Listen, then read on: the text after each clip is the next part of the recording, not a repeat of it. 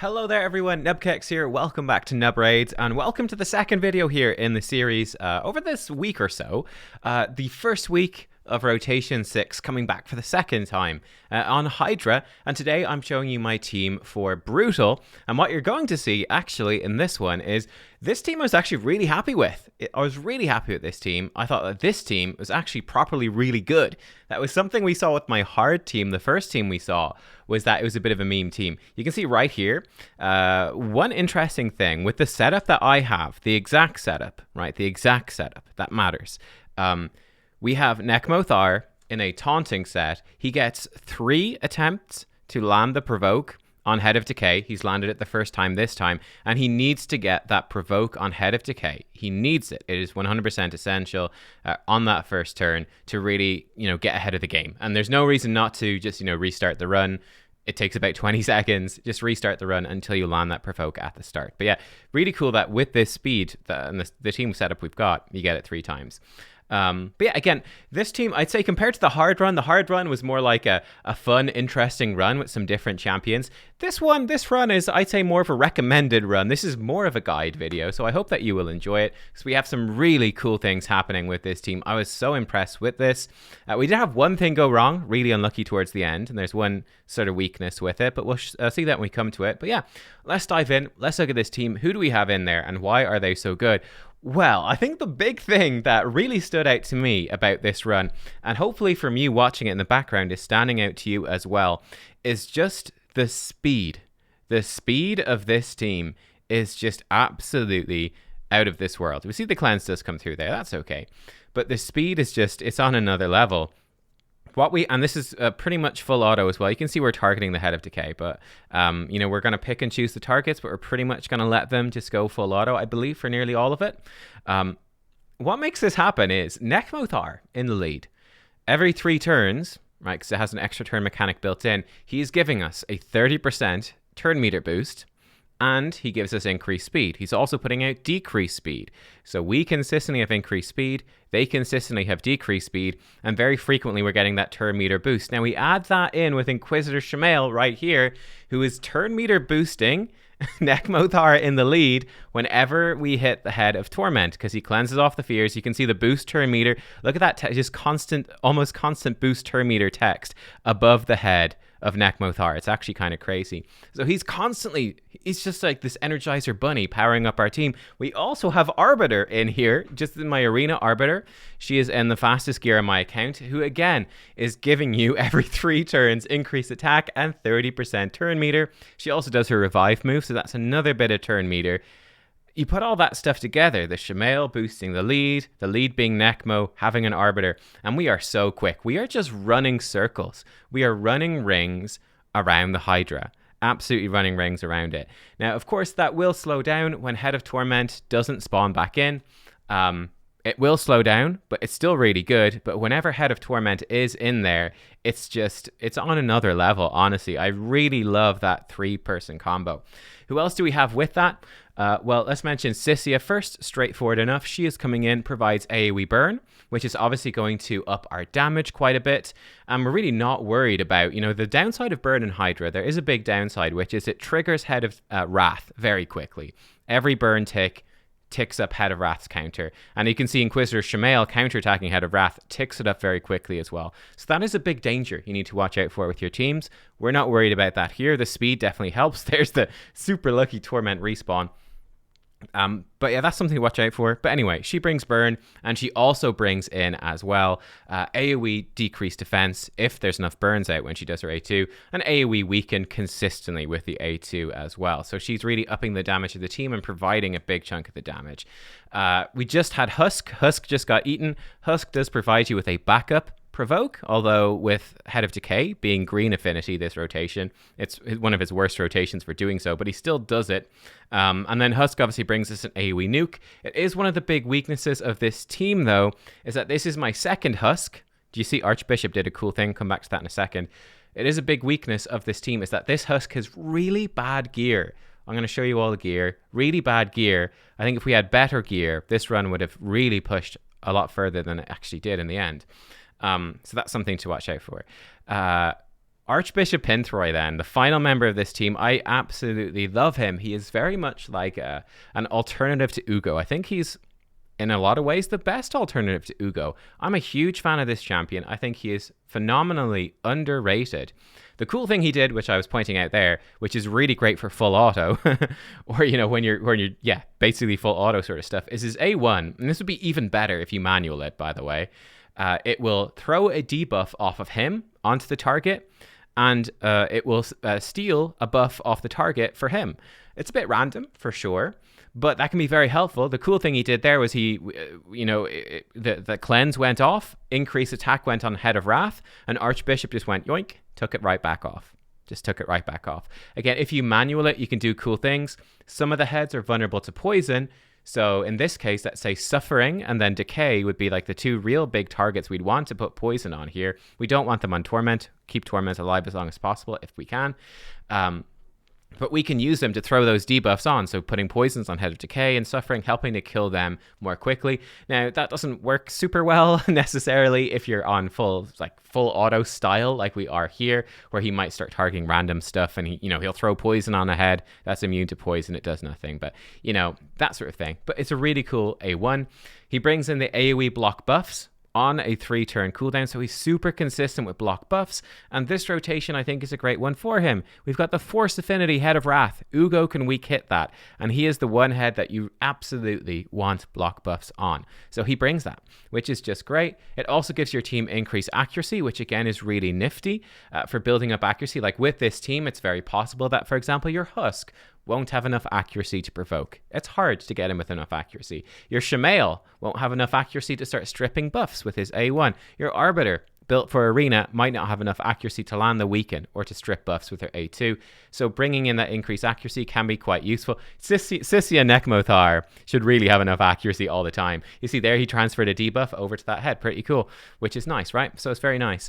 And also, the thing he does, I love his A3. You'll see his A3 when he does it, but it gives a massive heal to your team, gives them a big shield, and also gives them increased defense. So it's helping your team to stay alive, right? That increased defense, there he goes. Increased defense, that big shield. You can see the Head of Wrath hit comes in. He has decreased attack on him from Nekmothar, and well, he doesn't even get through the shield on our team, right? It's so tanky. It's so good. One slight downside, I do have Inquisitor Shamael built as the Mischief tank, and part of what allows him to do that is that he does have a Blood Shield ring. We'll talk about that in the gearing. So the shield, it does make that a little bit more inconsistent, because if everyone has the shield, then the Blood Shield's not doing anything for Inquisitor. But because you don't have 100% uptime on the shield from Archbishop, I think it works pretty well. And he, by the way, is in Relentless set. Same as I'd build in Ugo, and it just works phenomenally well, right? Really, really well. Again, you can see that shield comes in, protecting us. It's just great. But yeah, there we go. That's basically the team. You can see how it's working. But yeah, I think it's good. Like having a good fast Archbishop, providing that just block buffs all the time, cycling through it. It gives you so much protection. You can see that this right here, this is a awkward spot, an awkward part of the run where we do have a lot of AoE attacks going off in the team. When Inquisitor is eaten, we are at the mercy of those spheres. So you can see this point, stuff really slows down here. That the enemy heads that look at this, it's just a complete... it's night and day in a lot of ways, isn't it? Like that portion right there was night and day, where our team went from just absolutely dominating. It's just such a synergized team, I think is sort of the issue. Went from absolute domination to, okay, we need to get back on track. Stuff starts to fall apart pretty quick. That is what I was saying with the Husk being really undergeared. That does make that kind of rough, to be honest. It makes it kind of rough. Because you are at the mercy of some of the luck. Look at that heal, though, coming in from Archbishop. Bam. The team is just completely stabilized again. And that's really the source. We've got two big sources of healing. Obviously, Arbiter can heal when people are really low. But the main source is Archbishop, topping us up. And then, of course, the Leech from Nekmothar is going to give us a lot of healing just whenever we attack. But look, right there, again, we had that take one of the members away. The team gets real wobbly. But then we restabilize and... it's just going again. It is just going again. Now, actually, we're very close, believe it or not, to where it falls apart. So what happens with this is we get unlucky where Nekmothar gets eaten. So we lose a big chunk of that Energizer Bunny, and we lose our main source of Provoke. He gets eaten by Head of Suffering. Head of Suffering gets the shield on from the Head of Decay. and we're not able to break him free, and then the run falls apart. That is what happens to this one. So we do get the 1 key, but it falls apart.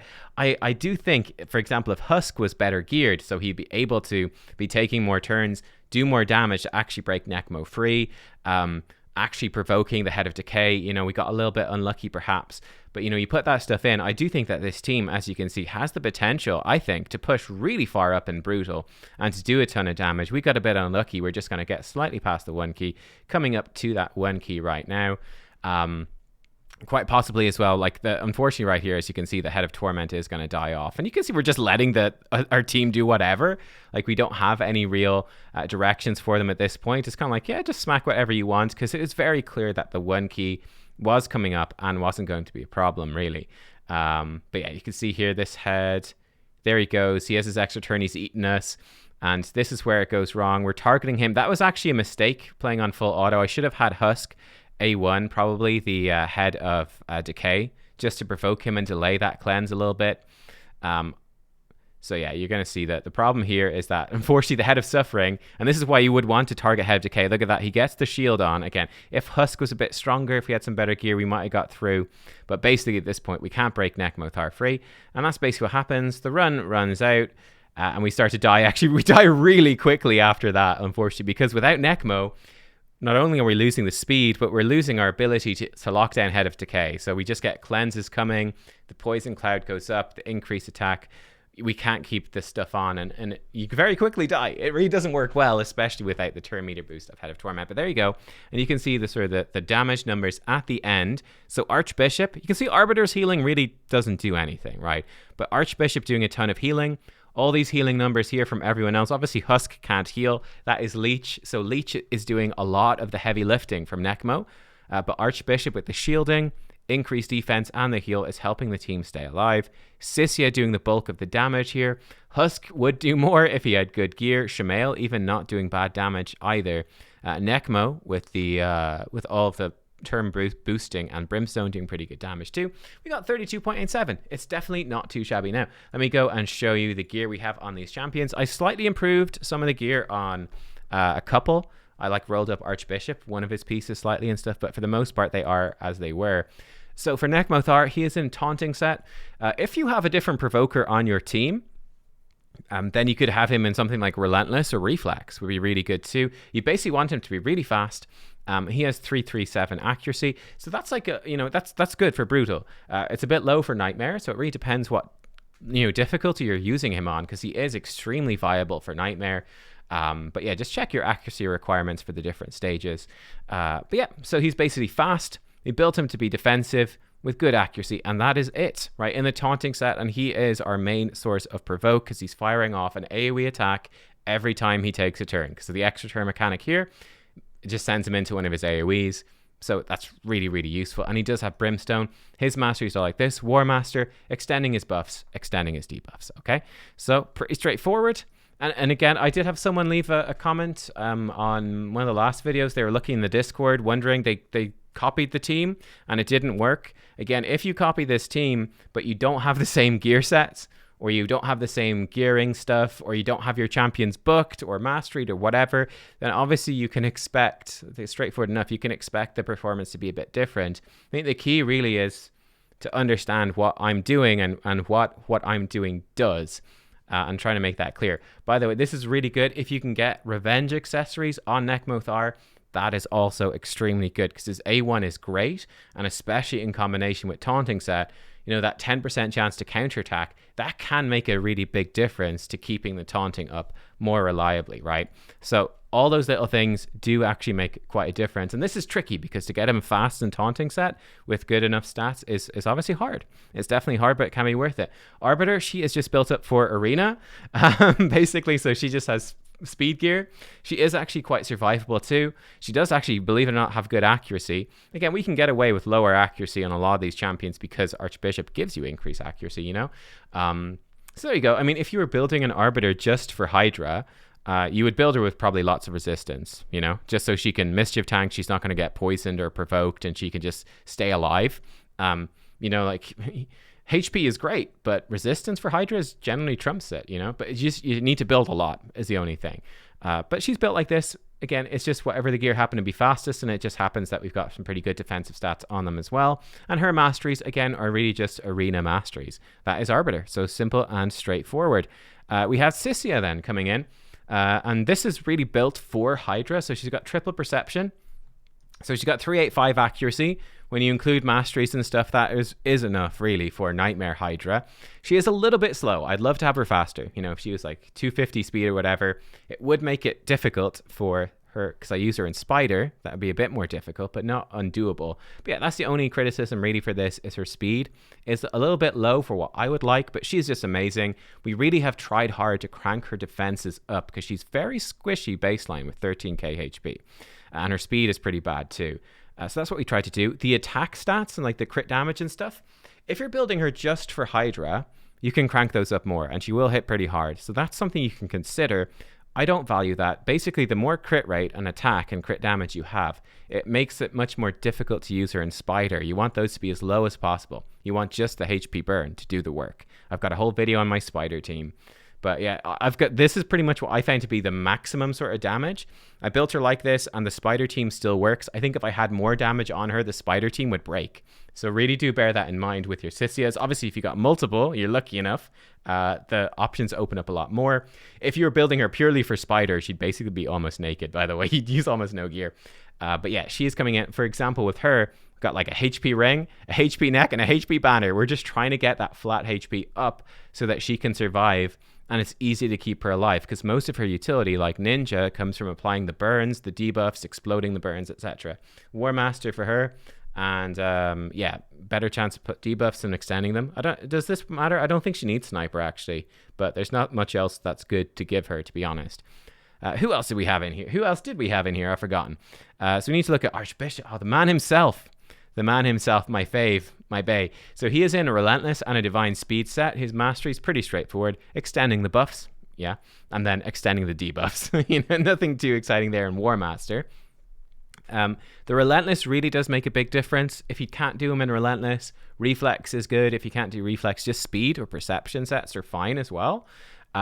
You can see with him interesting stuff with his stats. So I've tried to get him fast and Relentless. 255 is nice. He's got good defensive stats. And then accuracy is only kind of 240, right? It's quite low. When you consider, let's say 250 for the sake of argument, so it's fairly straightforward. He's giving himself increased accuracy, right? So he puts increased accuracy on, and then he does the AoE with the block buffs. And that's the main thing that you really, really want that accuracy for. So you can absolutely leave his accuracy low. You can do it very intentionally in his build. Like, he's got a banner that's not rolled up yet. I need to roll that up. That's a defense banner, actually, right? It's not an accuracy banner. He can get away with actually quite low accuracy. Like, if he has 200 accuracy, he's going to up that to 300. Yeah, and that's not including mastery effects either. So that can let you away with a lot. It really can let you away with a lot. So you can definitely tweak it and leave his accuracy low, which makes it quite easy to build up the rest of his kit, to get that speed high, to get him defensive enough. But yeah, I just love this guy. That AoE block buffs is so good. The increased accuracy is quite useful. And then this heal is great. He's very similar to Ugo. Very similar to Ugo. I do think that generally speaking, unfortunately, Ugo is probably a little bit better, funny enough, still. But this is the rotation 6, where you start with Head of Wrath, Force Affinity. This is the rotation where Archbishop definitely kind of stands tall and stands proud against Ugo. It's definitely something to look for in the future of Hydra. If they ever tweak the heads and add more and change the affinities, Ugo obviously really struggles against Force, whereas Archbishop is amazing against Force Affinity. So yeah, something to watch out for. But just the way the affinities are laid out across the rotations now, Ugo tends to be better. But yeah, this is a great rotation for the Archbishop. We've got then, who else is in there? We have Shemael in there. So I used, yeah, this one here. This one here. So he is built basically tanky with lots of resistance. And he's actually kind of a mischief tank. Because of Blood Shield, right? Because he counterattacks all the time with his A1. He constantly gives himself a tiny, tiny shield, which is an extra buff, which then will help direct mischief to him. It's not perfect, but it works. And him being the slowest member of the team, being like pretty damn slow actually at 179, it helps again keep all the buffs on him, which again helps target mischief towards him. It's not perfect, it's not foolproof, but basically lets you do two jobs at once, which is you get the way to completely nullify Head of Torment, turn it into a huge advantage, and then also in a large way nullifying the Head of Mischief as well, which is great. I think then even better would be to get him in something like a Guardian set like I have here. If you can combine all three, Guardian set to help your team stay alive, plus Mischief tanking, plus the passive, it's great. Alternatively, you could also build him with some damage. I think that's pretty viable too. Because he does actually pretty damn good damage. So you can figure it out and tweak your Shamail build, but I like him kind of like this at the moment. And he's in with War Master and some counter-attacky type stuff. And then Husk, the worst Husk in the world. Oh boy, this is painful. So he's got fine masteries, that's cool. Yeah, his stuff is still being rolled up. But this Husk, he's coming in. We tried to get him a bit quick. I need to just re-gear him. He's at 208 speed, which, again, for this level of Hydra is not good. Like, I'm looking to go 220 minimum, you know? So that's a little bit painful. And he's got the 190% crit damage. He does have good accuracy, which, ironically, seeing as he's running with Archbishop, isn't needed, funny enough. So this guy definitely needs a big re-gear. He's in a pretty bad way. There's no way around that. Like my other Husk, for example, to show you a better geared Husk. This Husk is not in crazy gear by any means, but he is in Savage with Perception. And this Husk, he's up at almost 230 speed, 72k HP this time, 210% crit damage. It's not crazy, but it's better, and he still has the same accuracy. So this Husk is much better. The speed really does make a huge difference on your Husk, right? For provoking, getting around to the AoE nuke, like to break people free. So yeah, poor old Husk, he's in a bad way. But there you go, guys. That was the team. Yeah, like I said, I think this team is actually really good. We got a little bit unlucky there at the end, which was where Necmo got eaten and it fell apart really fast. But I think maybe that's the weakness of the team, is that the synergies and stuff are so strong that if you start breaking those synergies, then it sort of falls apart. But I think when you've got all 6 of these champions together, this is actually the team that probably impressed me the most from these 3 teams I ran this week.